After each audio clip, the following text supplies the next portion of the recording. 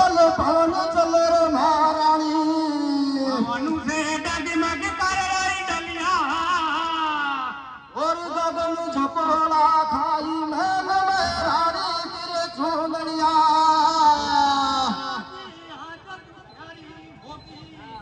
वो सन में मन मोजी करे ठोगी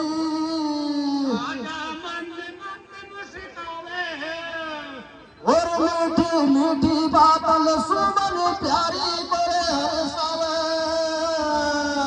हर एक दिन में पड़ नहीं चैन रात में नींद नहीं आवे अरे तो दिल में पड़े नहीं चैन रात में नींद नहीं आवे और चंद्रवर्णी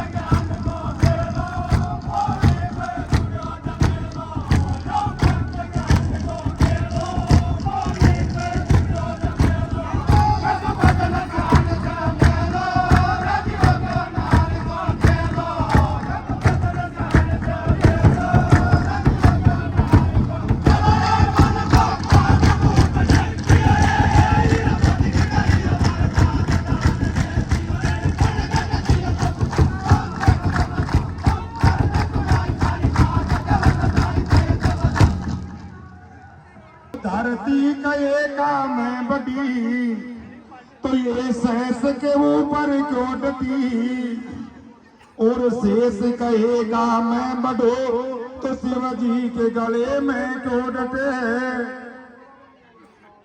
अब शंकर कहेगा मैं बड़ो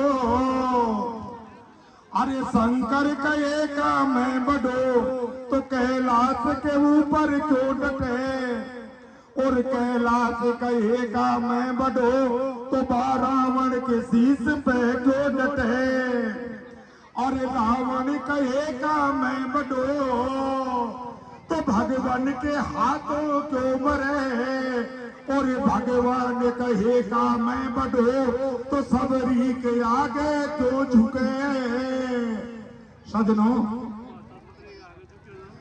मोटेरू से मेरा निवेदन यह है कि जब जब भी भगवान और भक्तों के बीच में कंपटीशन होता है तो हमेशा भक्तों की विजय होती आई है। यहां भी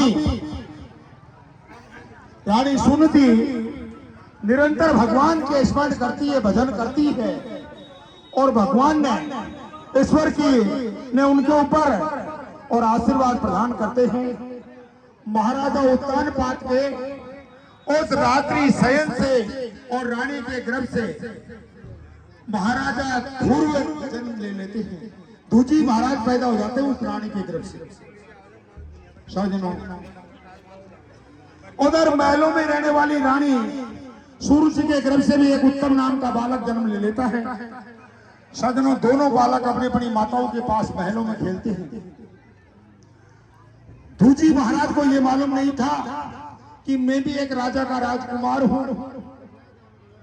सजनों जब शाम के टाइम पे और सब यूं कहते हैं बालक कि यार अब हमें चलना चाहिए, हमारे पापा लड़ेंगे, हमारी मम्मी लड़ेगी। सजनों, मम्मी की बात तो धूजी महाराज के समझ में आ जाती है, लेकिन पापा की बात समझ में नहीं आई, क्योंकि वे जानते ही नहीं थे कि पापा होती क्या चीज है। सजनों, एक दिन घर आकर के वो अपनी माता श्री रानी सुनीति से निवेदन करते हैं, बोले माँ ये पापा क्या होता है? उसने कहा बेटा, जो जन्म देने वाला होता उसको पापा कहते हैं। बोले माँ तो फिर मेरे पापा कौन है? बोले बेटा आप हट मत करिए, पापा कोई खिलौना नहीं होता। लेकिन बालक नहीं मानता है, पूछता है।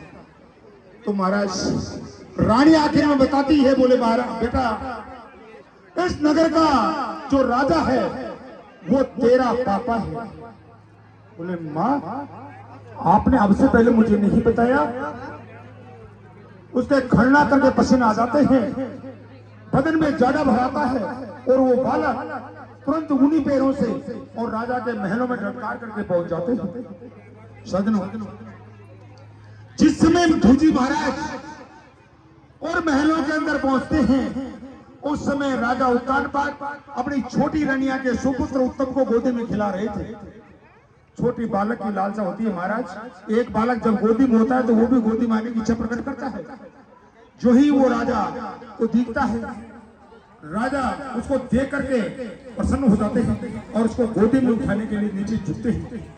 जो ही राजा नीचे झुकते हैं, उस दुष्ट रानी का नजर पड़ती है और वो अपने स्वामी को फटकार देती है। बोले महाराज आप कर क्या रहे हो? और धूजी से कहते हैं, बोले बालक तो इसे इस राजा की गोदी में खेलने का कोई अधिकार नहीं। बड़े लोग यूं कहते हैं कि तपेश्वरी से राजेश्वरी और राजेश्वरी से नकेश्वरी। हे बालक, अगर तुझे राजकुमार बनकर के गोदी में खेलना था